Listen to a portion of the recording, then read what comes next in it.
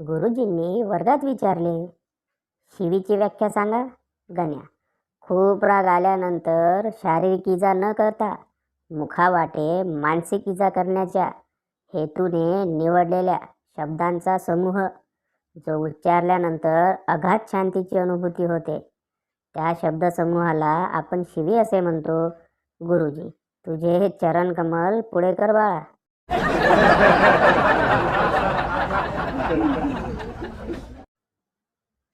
बायकोला घाबरत दारू पिणाऱ्यांसाठी सुविचार.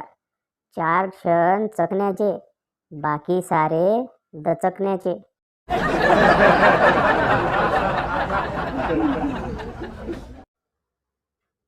दिवाळीचा फराळ बनवताना बायकोला मदत केल्याचे फोटो व्हॉट्सॲपवर टाकून इतरांचे सुखी संसार धोक्यात आणू नये ही नम्र विनंती.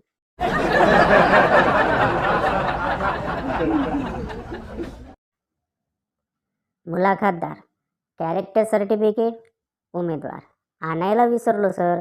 मुलाखतदार, ठीक आहे, काही हरकत नाही. तुमच्या मोबाईलची गॅलरी उघडून दाखवा.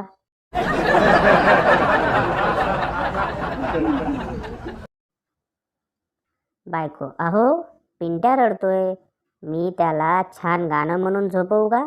नवरा, नको नको, त्यापेक्षा त्याला एकट्यालाच रडू दे.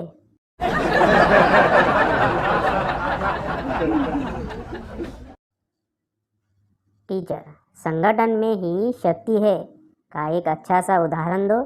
छात्र, जेब में एक बीड़ी हो तो टूट जाती है और पूरा बंडल हो तो नहीं टूटता. मास्टर जी बेहोश.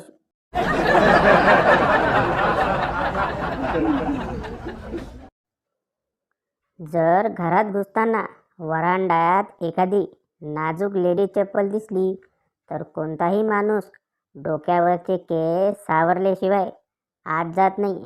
संस्कार हो, आणखी काय.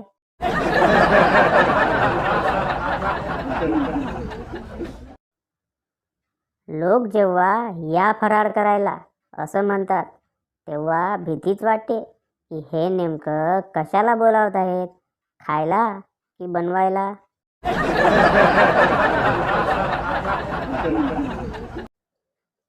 यापुढे वेधशाळा पावसाऐवजी उन्हाचा अंदाज पाठवेल असं वाटतंय.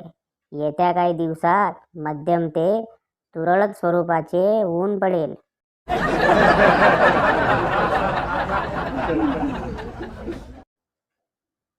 12 महिने तोंडाला रुमाल बांधून फिरणाऱ्या मुलींना लग्नानंतर नुसतं डोक्यावर पदर घे बोलल्यावर राग का येतो. एक चिडलेली सासू.